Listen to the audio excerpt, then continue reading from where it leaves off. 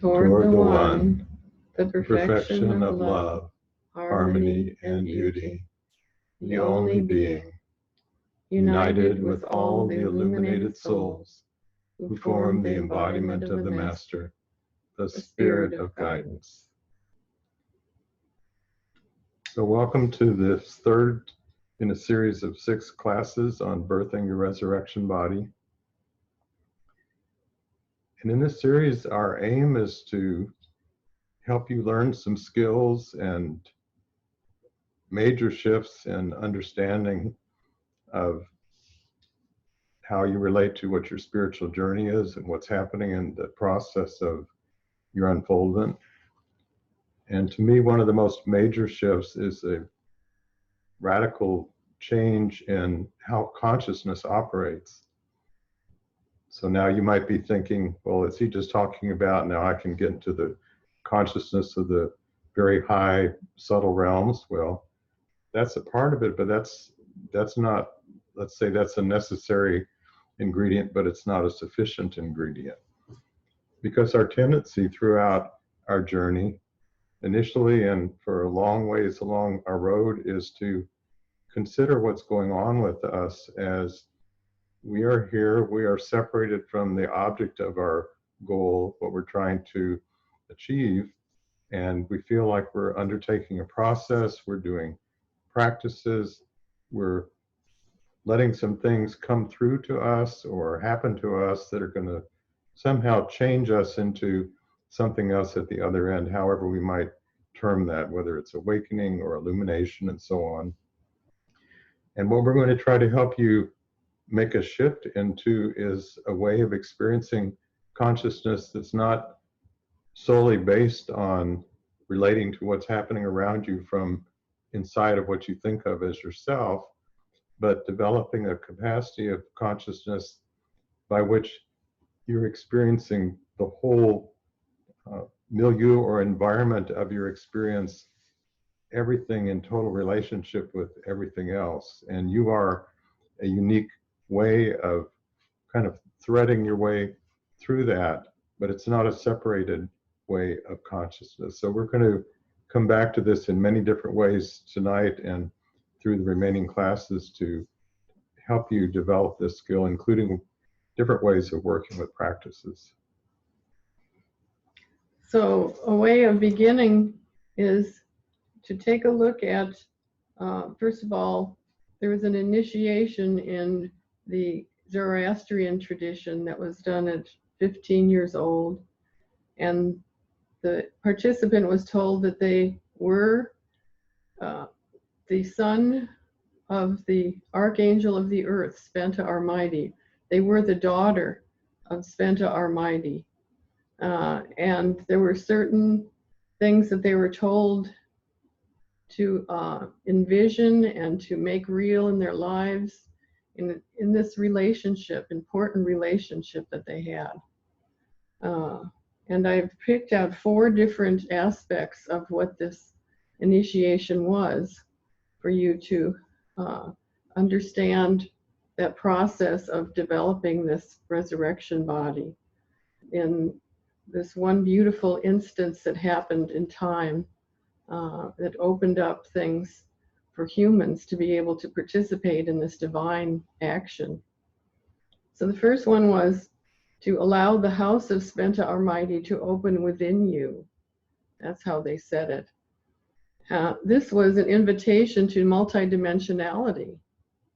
Opening up the house of Spenta Armidi was definitely some experience, like Azarbash was saying, was a definite change in consciousness in order to come to that. So a lot of what they would do would be to work towards that goal of multidimensionality. And we're going to be working with this quite a bit. And by the way, the multidimensionality quest would be achieved in what we were speaking about last time as the imaginal realm, or the barzakh, B-A-R-Z-A-K-H. And that was an interworld in which we could imagine with what we call the true imagination, even the beginnings of consciousness, the beginnings of development of the human in the world, all the way back, and seeing especially the steps that are coming up for us. Another thing that was said about the house of our Sventa Almighty to open within you was to become a human in the total existence of a human, including pre-terrestrial, before we ever were on the earth, and post-terrestrial conditions, which we can be allowed to remember. Would you like to add something to it? And so Hazrat Inayat Khan has said that the human being is the only being in all of existence who has their existence in every realm of existence.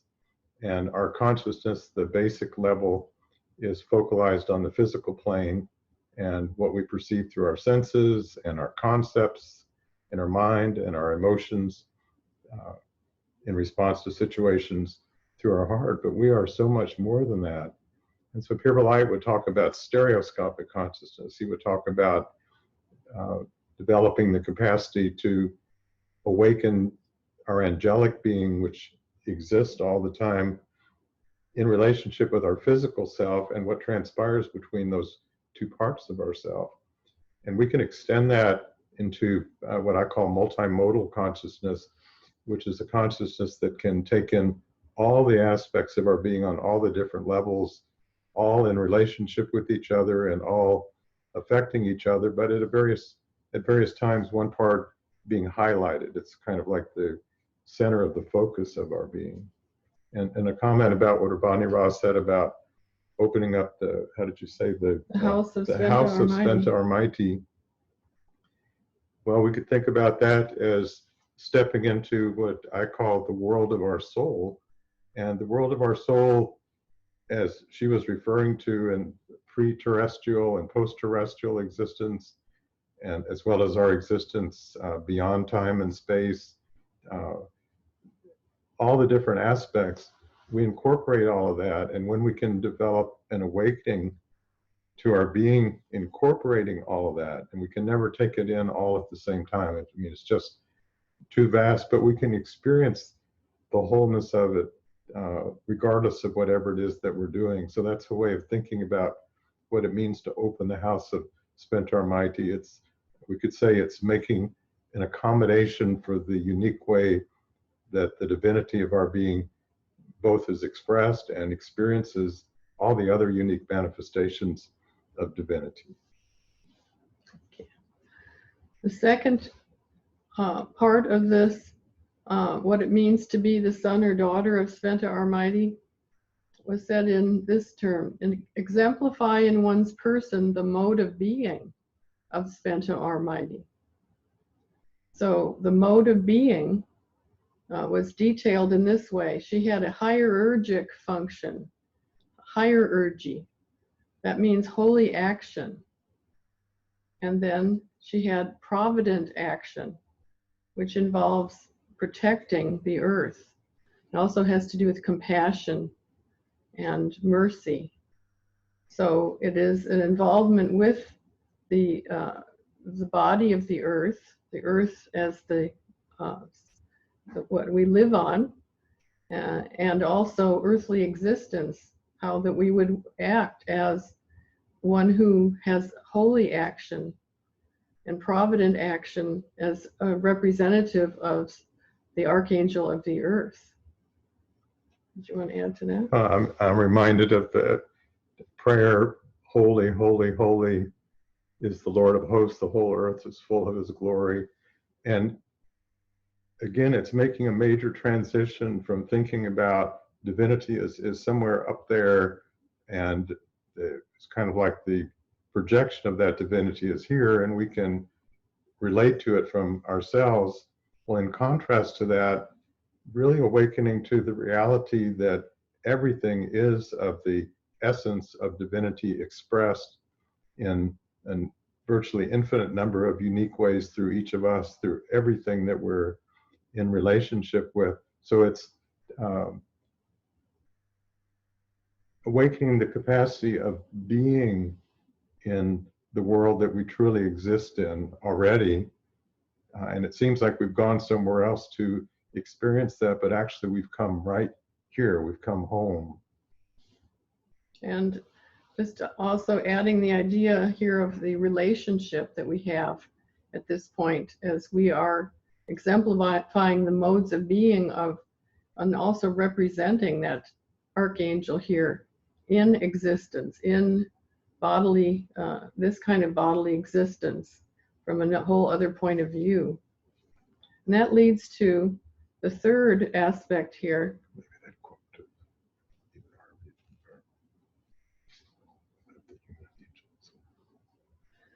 To develop perfect thought, the thought of wisdom, it is said.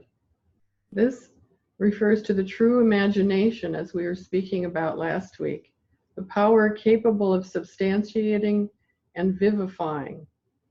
So this is going to be threaded throughout all of these classes. Just what is this imagination? And it's much grander than we think. It's really that which created the entire universe.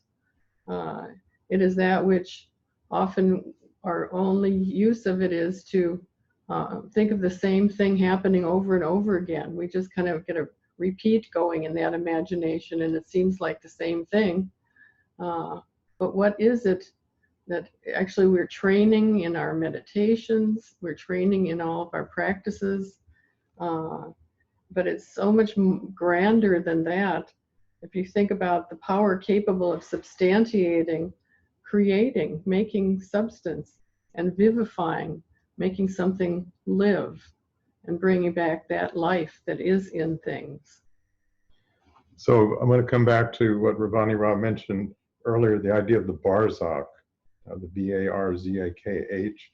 Barzakh means interval, and another way of thinking about it is the meeting place between the two sides of the manifest and the transcendent, the human and the divine. And we could say that what enables the fulfillment of the purpose of creation really only takes place when those coming states of coming together happen in that meeting place. And that does not mean, and this is very important, one side is dissolved into the other. It does not mean the human side disappears and there's nobody there but the divine side. It does not mean the divine side disappears and there's nothing there but the human side.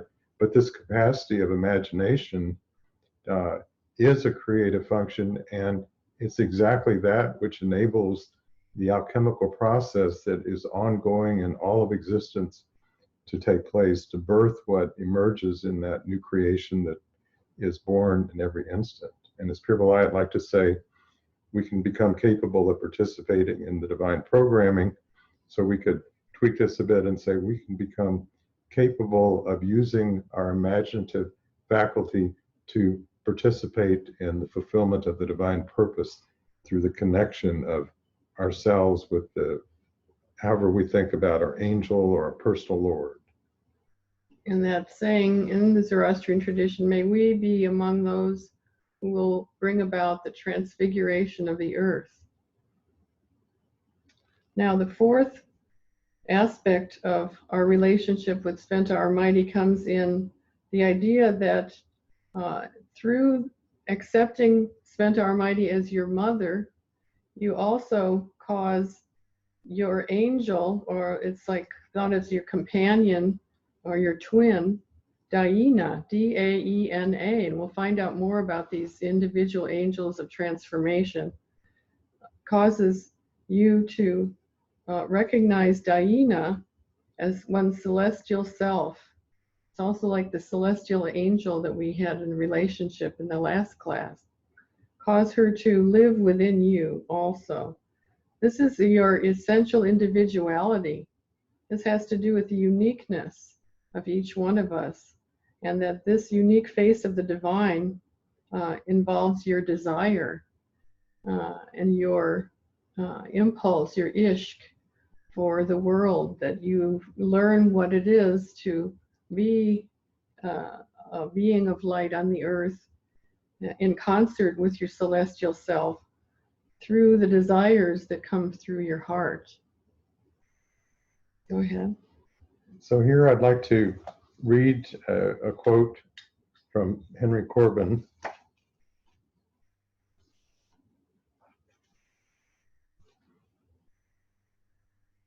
The aspect of intimate union defines the situation which will result, according to Sir Wardy, from the relationship to be established between the Holy Spirit, the angel of humanity, and the perfect nature of each man of light.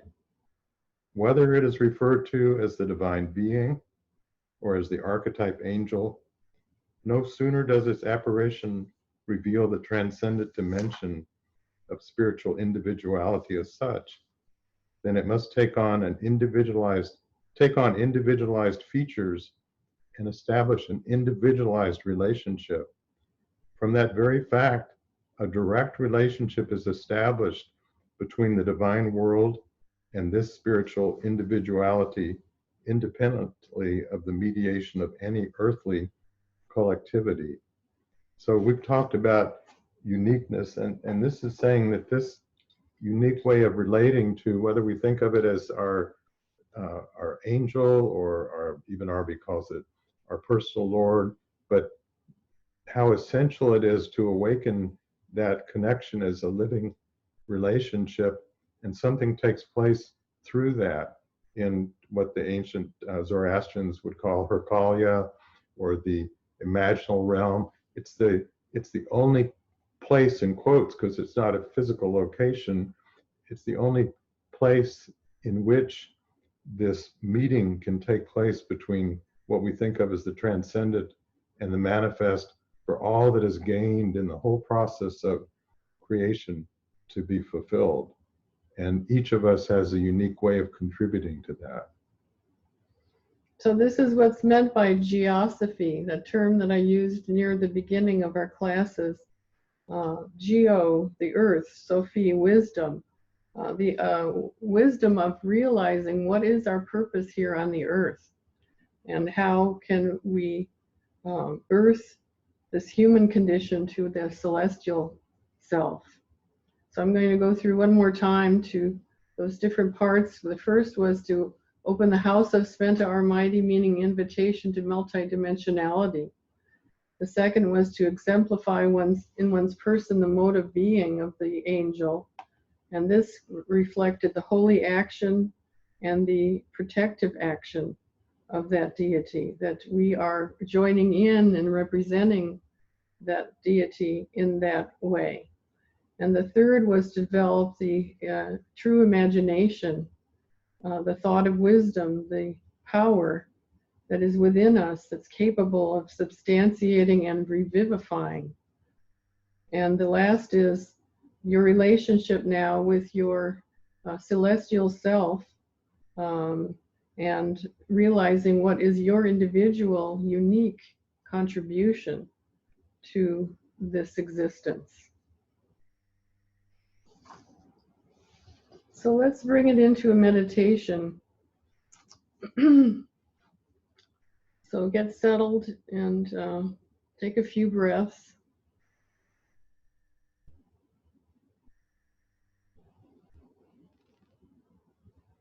And we're going to use our imagination.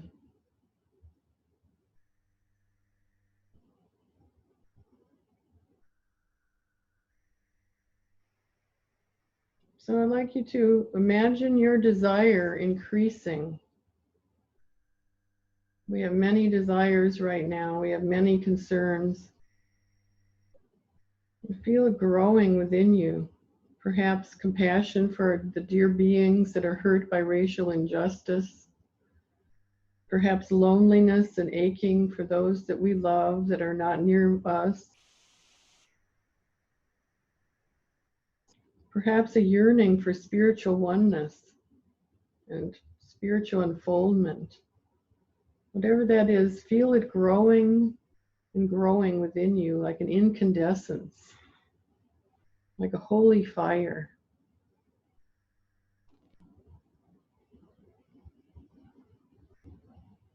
Feel it in your heart. And feel it in all of you. Feel it as a magnetism that brings all of life closer. It's pulling from all sides.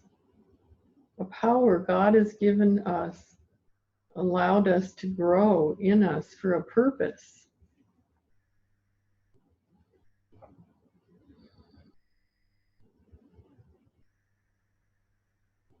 Feel it pulling you into a relationship in which you are loved as much as you love.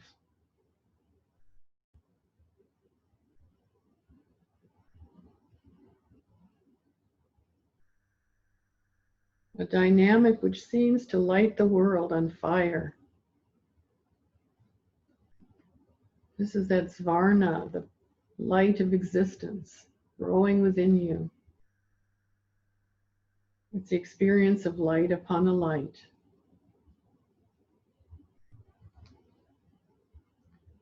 So there's a famous picture that dates back from probably hundreds of years ago about feeding the angel. So was it Abraham that's feeding the angel? Abraham is... Angels of Mamre. Yeah, feeding the angels. And so first question arises, well, what do angels eat? I mean, they probably don't have to worry about being on a gluten-free diet or anything like that. But what do we have to feed them? Well, what do we have to feed them is what's distilled from our experiences in life, and it's the essence of that. It's the, as Ravani Rao was saying, that realization that everything is holy. And so when we can enter to that state of relationship with something, and we've talked in the past about tawil, I mean, being able to experience the deeper aspect of something beyond the surface appearance. And the only way that we're able to do that is if we open ourselves to be in the same state as that which we are experiencing, so that feeding the angel takes place, potentially can take place in everything that we do. I mean, even just going around in our day-to-day life, in the way that we relate to experiences, to people, to nature, and allow whatever it is that we're in relationship with to bring about this openness, this circulation, this light upon light. And so in that sense, we could say we are feeding the angel of whatever it is that we're encountering, but also the angel of whatever we're encountering that is feeding our angel. It's like everything is in this exchange of light, and it's a different order of light than physical light that comes from a light bulb or even from the sun. It's a light that has a catalytic effect to it. And what does that mean? It means it continuously triggers greater and greater light. It continually triggers off greater and greater life. It opens up greater and greater possibilities. It brings a blossoming of whatever quality that was kind of the initial means of connection that perhaps started an experience. And like Ravani Rao was saying, that could be compassion, that could be love, that could be so many different things. But it's like that we've connected through that particular expression of the divine being, and now in this way of exchange, what's embodied in that quality now is not just going back and forth between ourselves and what it is that we're experiencing. It's like it's opened up and it's coming from everything. We've enabled an emergence, a furthering of what that quality was to begin with. And we could say, for instance, if it's the divine beauty, then beauty itself has become even more beautiful. So we can literally bring about a transformation in the world that we go around in by having this way of consciousness, this way of experiencing, this way of receptivity to discovery, to insights, to wisdom emerging through experiences, whether it's through the voice of a child, or Ravani and I are big time bird lovers. It could be, we heard the most beautiful cardinal song this morning. It was like if a cardinal had totally perfected its call. It was just so crystal clear. So those experiences are available all the time, even the ones that seem like, oh, we want to just shut this one down and get away from this. There's a way of relationship with what's going on that can open the door to a quality being able to be present in the midst of that very situation. So we can literally fulfill what the Zoroastrians pledged to do when they were teenagers. We can literally bring about the transformation of the archangel of the earth by ourselves, by being who we are and how we're meant to be. So notice the fire, the light that has arisen within you in this meditation, and bless it. Feel it. Know that it is yours, your unique expression in deep communication with everything. And it is up to you to redirect those feelings of hurt and despair, to allow the fire that's within it to grow and redirect the need, the effect, the whole, remember, holy action, directed hierurgic function of your being. Remember who you are. You are the son, you are the daughter of the archangel of the earth. You are divine. You are a light being living on the earth for right now. But remember who you are, and hold this beautiful energy, this beautiful moment.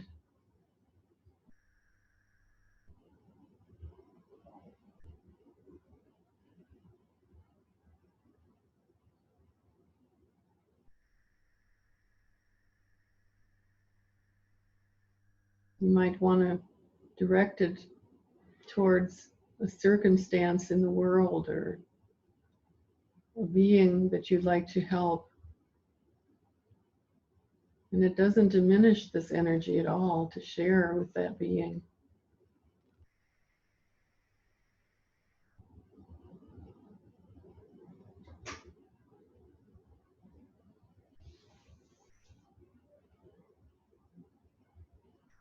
And now allowing this experience to share with the rest of your consciousness, to be there as it's needed. A reminder of that light of which we are all made, that can be with you at all times in your life. Let's take a few deep breaths. Come back to the other consciousness through which we can share.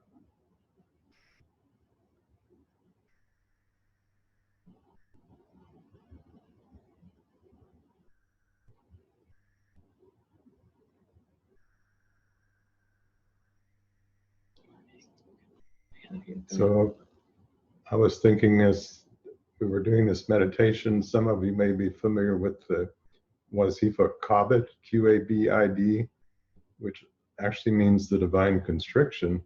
And for many years I thought, well, and Pure Light would say, well, there's good wazifas and there's bad wazifas. And he'd probably put this one in the category of, well, I don't know when I'd want to pull this one out of the hat. But I came to understand what I think the real meaning of this one. And what I thought of was a laser.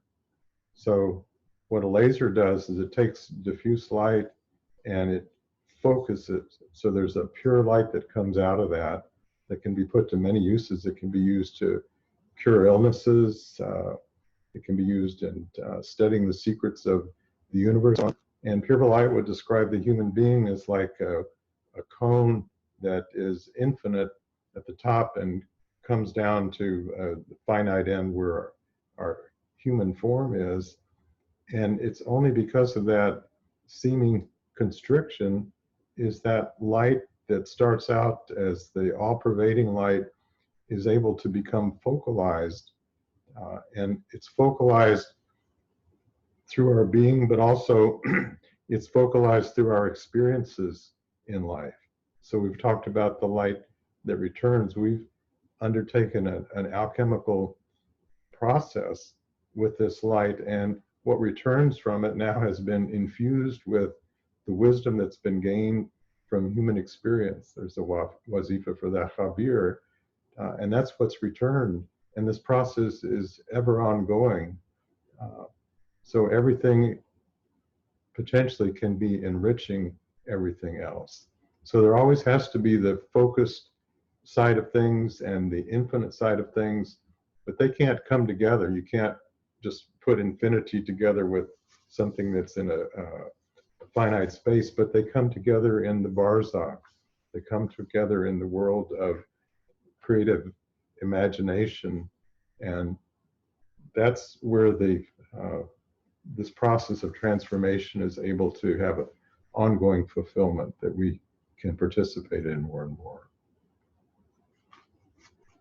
So I thought we could also review a little bit more about the barzakh, and there's so many different aspects that we can kind of enrich our experience with that. And one aspect we didn't talk about before was to see things in the earth is to see them as, in this earth. We're talking about the barzakh or herkalya or the imaginal world. To see things in that earth is to see them as events of the soul, not as material realities detached from and independent of us, but as part of the soul, not as positive science objectifies things. So everything in this inner world is really a part of who we are in a very subtle sense, but especially in regard to the soul, they are all really stories of the soul. They're all really different times of the soul. And there's nothing that exists there that's not a part of it. So in a way, it's about our own individuality, and it's about our own stories. We said before that it is a place that it stores these events that happen in our lives, both the hal experiences, the high spiritual experiences, and the essences that we produce as we go through this alchemical process, you could say, or through the trials in our life. We come to a resolution and harmonizing with things. These things are all part of this realm. Did you want to add anything to that? Well, and it said that's what is really carried over after our physical incarnation is the meaningfulness of our lives. And we can look back and think about particular times that were the most significant, meaningful experiences. And some of them may have been very joyful, some of them may have been very sorrowful, difficult, traumatic experiences, but it's like when the outer husk was sort of stripped away and we were able to really have a more direct experience of the true nature of ourselves and how we are in relationship with the true nature of what is, and that's what we carry over. And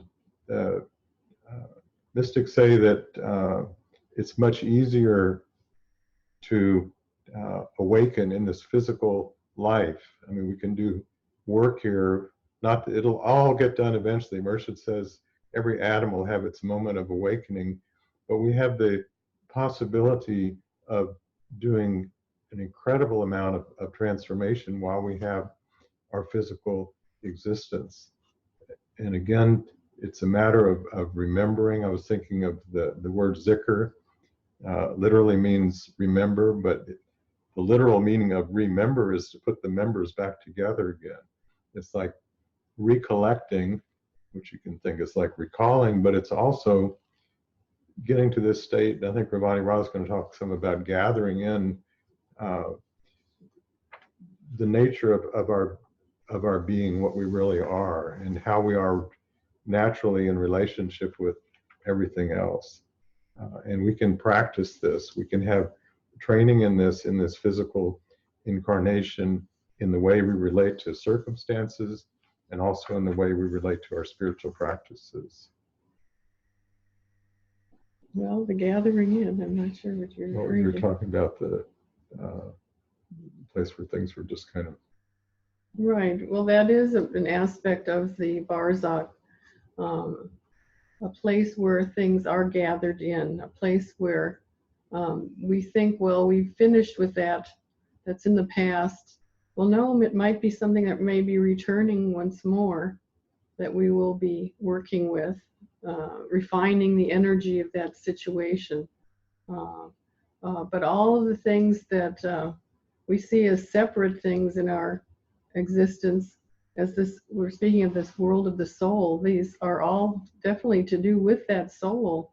And there is a structure, and there is an harmonizing that happens with all of these things as it becomes this soul.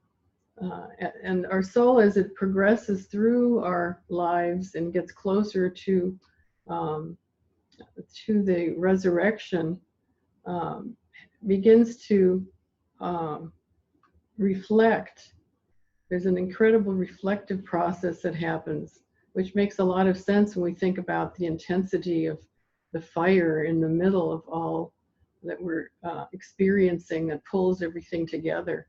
And as this reflective process happens, that's where what Pierre Zio was speaking of when he talked about the marriages, where you see something from which you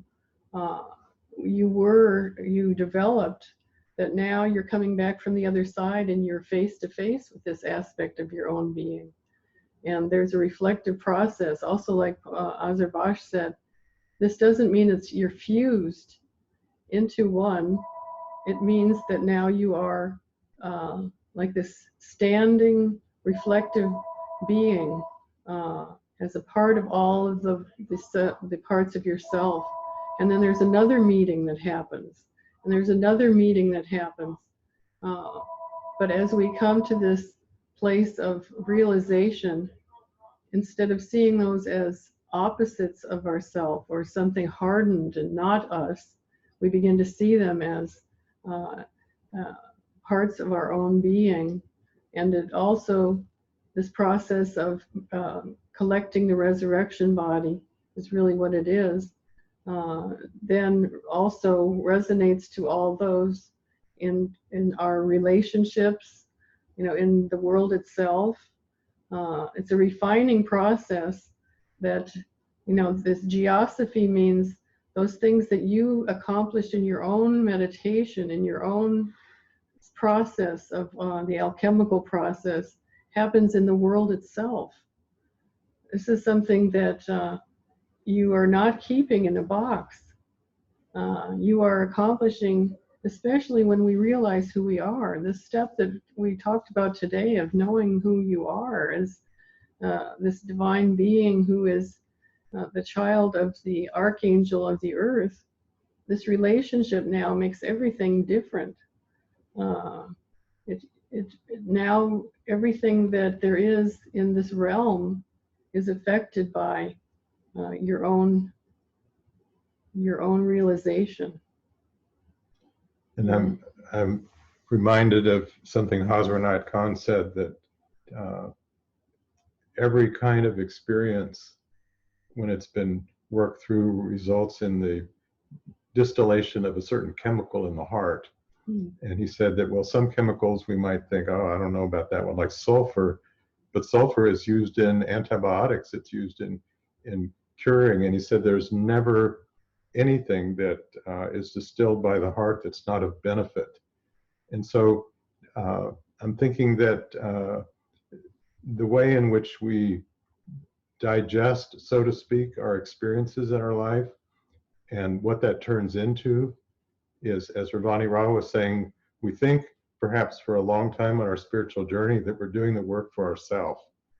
Well, I want to become illuminated. I want to become enlightened. And yes, I want to do service along the way, but I'm really wanting to get to what I think of as the finish line, so to speak. But at a certain point, I think perhaps we awaken to the reality that that was an illusion. For one, we're not separated from this totality in which our transformation is taking place in.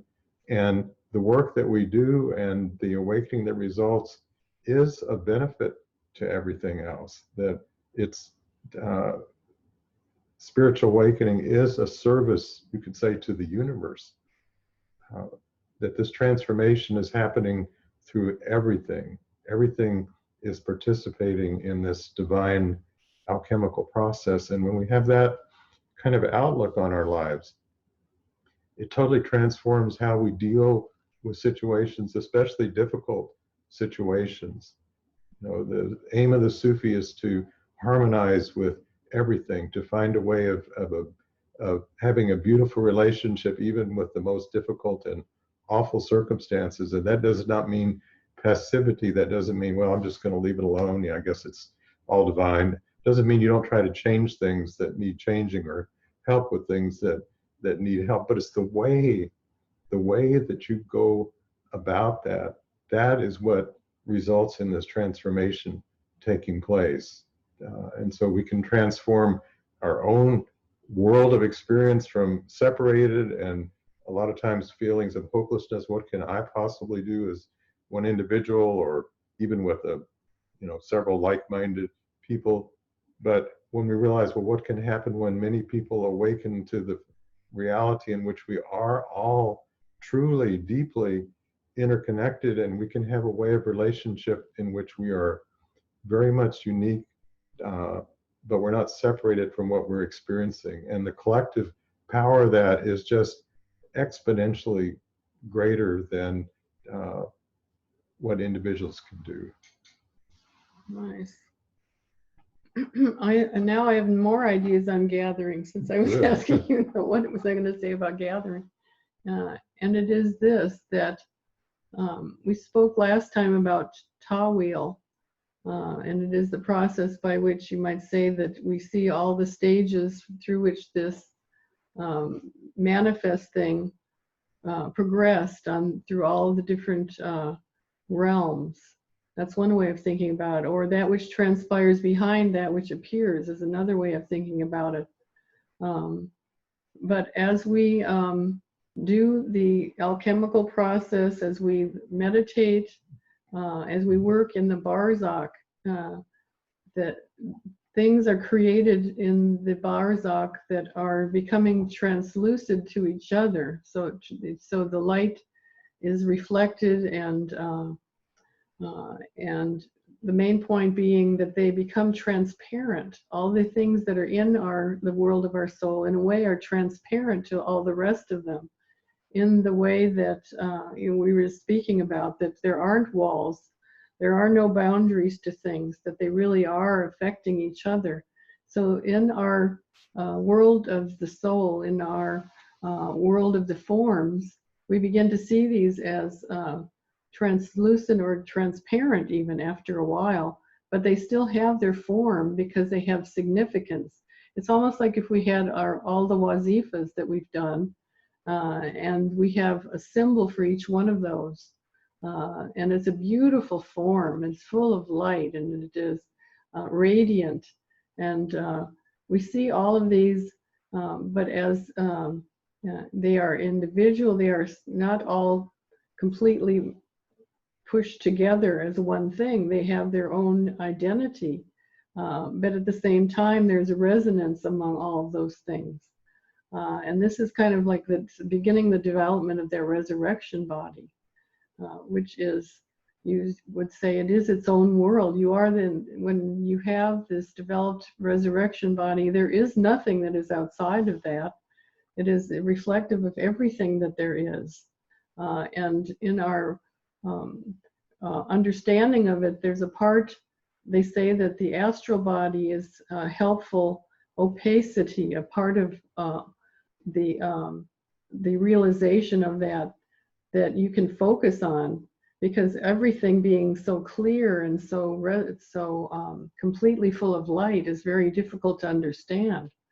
But there's an aspect of it that helps us to focus on any of those aspects that are within that realm.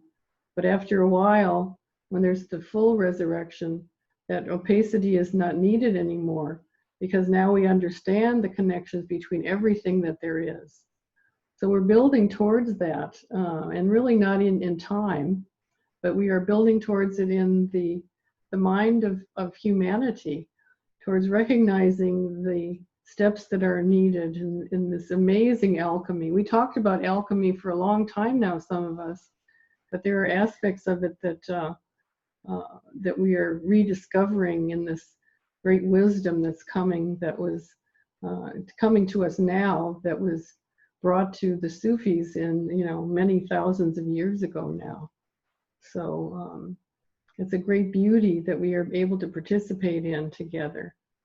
And I have a challenge today for you also, Okay. And it is this.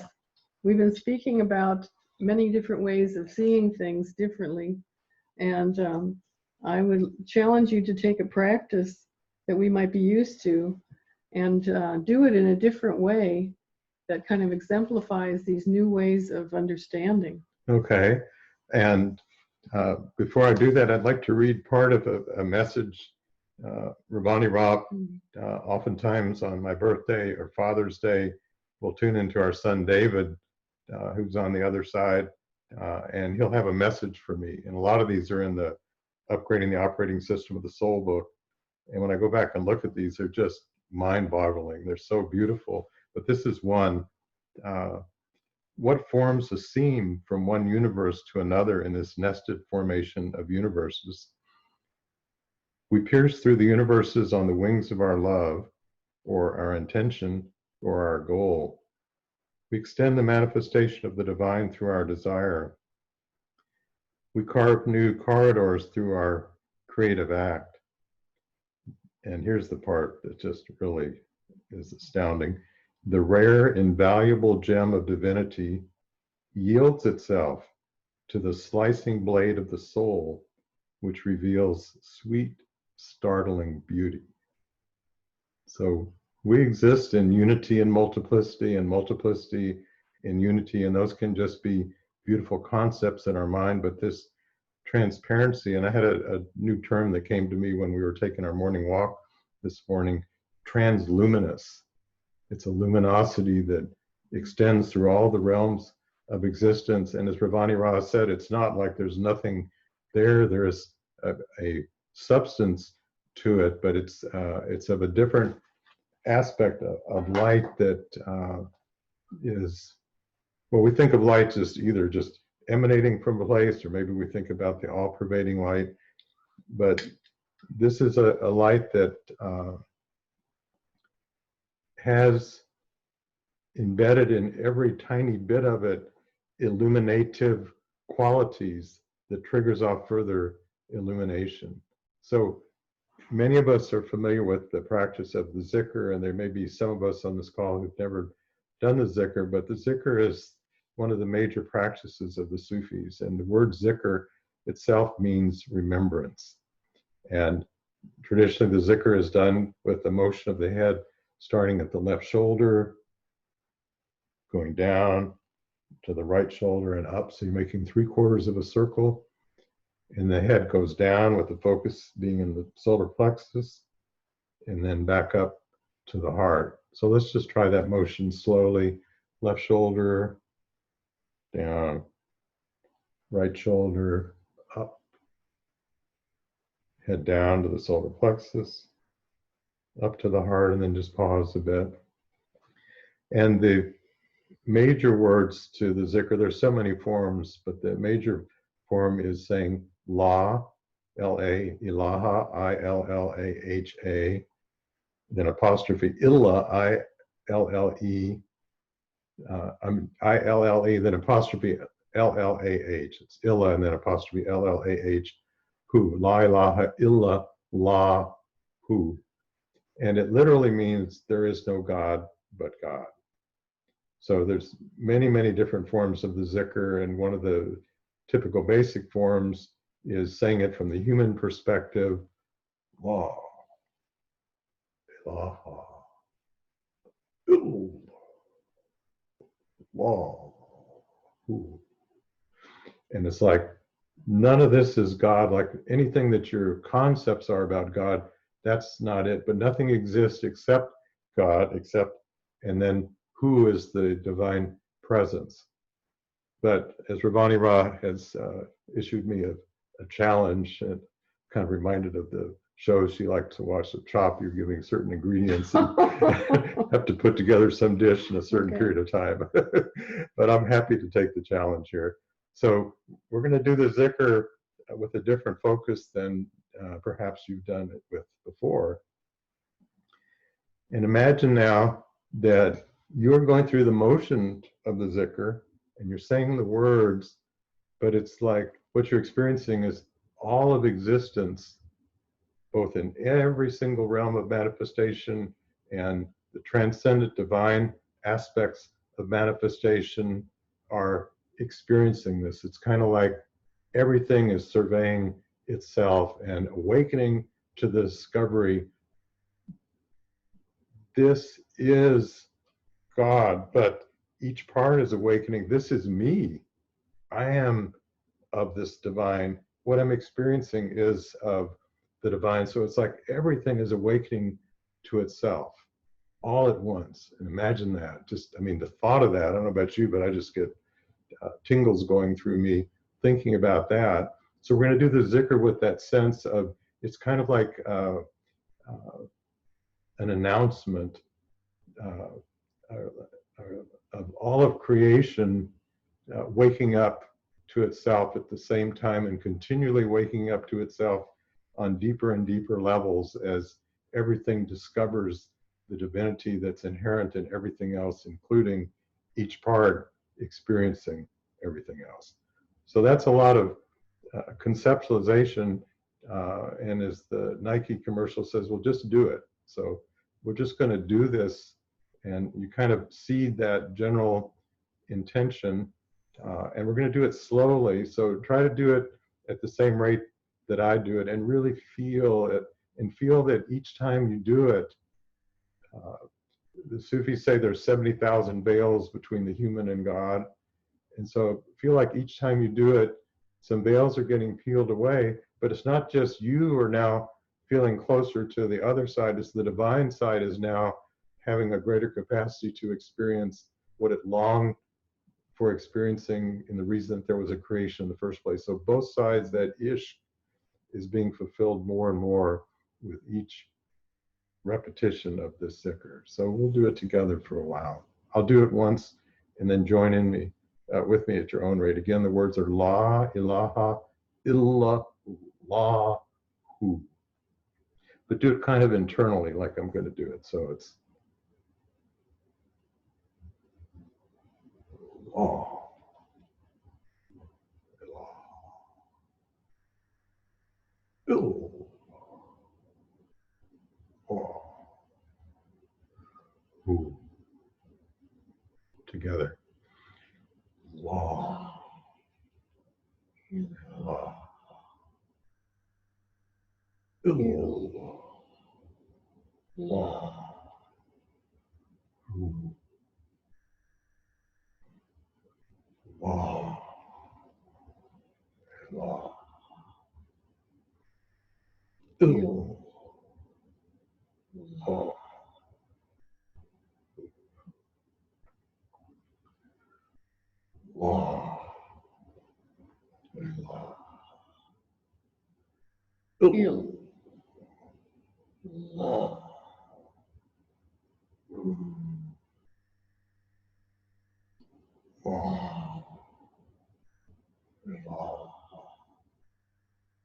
illallah.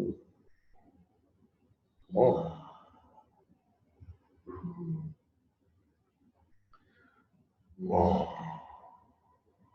ilaha illallah.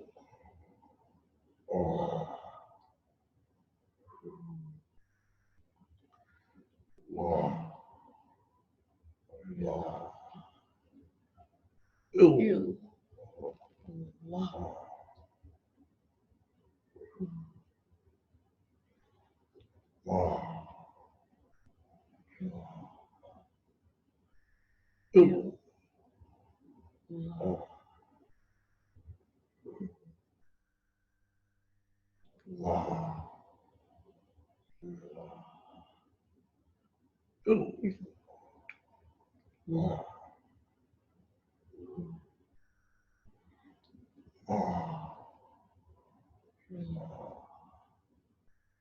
Allah. Il.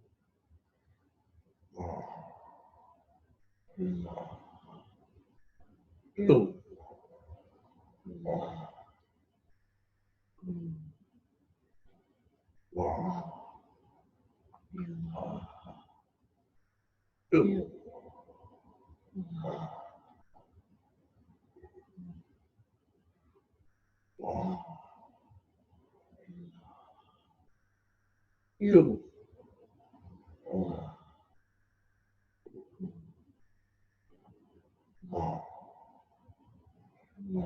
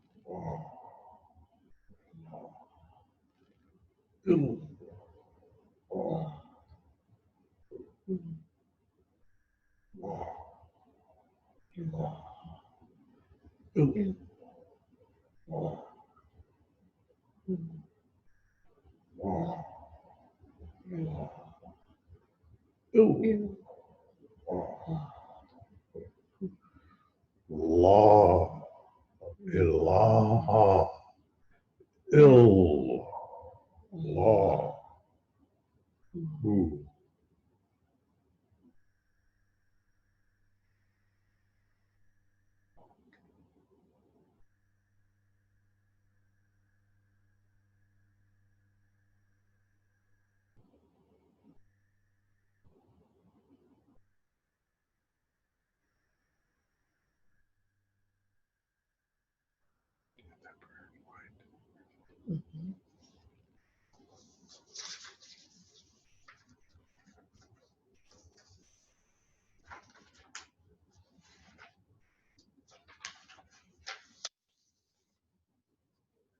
Prayer from Pure Zia.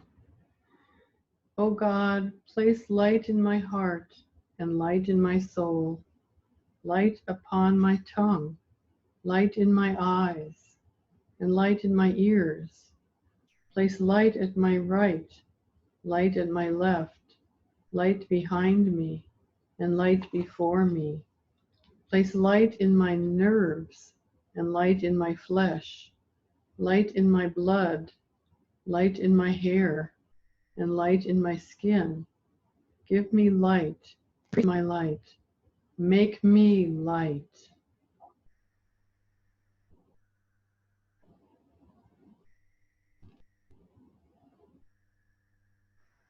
Amen. Amen.